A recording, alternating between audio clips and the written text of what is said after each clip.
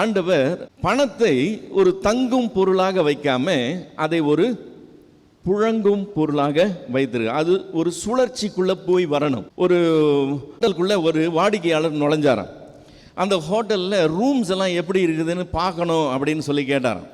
அப்போது அந்த ஹோட்டல் அதிபர் சொன்னாரா, நீங்கள் ரூம்ஸ் எல்லாம் இன்ஸ்பெக்ட் பண்ணணும்னு சொன்னால் ஒரு சின்ன டெபாசிட் கட்டிட்டு நீங்கள் போய் பாருங்கன்னு சொல்லி, சரின்னு இவர் ஒரு 2000 ரூபாய் டெபாசிட் கட்டினாரா. கட்டிட்டு எந்த மாதிரி ரூம் எடுத்தால் நல்லா இருக்கும்னு சொல்லி ரூம்ஸை பார்க்க போயிட்டார். அந்த ஹோட்டலுக்கு பால் சப்ளை பண்ணுறவருக்கு இவர் 2000 ரூபாய் கொடுக்கணும். அந்த பால்காரர் வந்து நின்னாராம். சார் நீங்கள் காசு தரணுமேன்னு சொல்லி இந்த 2000 ரூபாய் அவருக்கு கொடுத்துட்டார். பால்காரர் காசை வாங்கிட்டு வெளியே போனால் அந்த 2000 ரூபாய் அவருக்கு கொடுத்துட்டார். அந்த தீவனம் சப்ளை பண்ணவர் அந்த 2000 ரூபாய் வாங்கிட்டு போனார் பாருங்க, அவர் ஒருத்தர்கிட்ட கடன் வாங்கியிருந்தார். அந்த கடன்காரன் வந்து அப்போ நீ காசு தரணுமேன்னு கேட்க இந்த 2000 ரூபாய் அவர்கிட்ட கொடுத்துட்டார். இந்த கடன் வசூல் பண்ணவர் இந்த ஹோட்டல் அதிபருக்கு 2000 ரூபாய் தர வேண்டியிருந்தது. அவர் கொண்டாந்து 2000 ரூபாயை கொடுத்துட்டாராம்.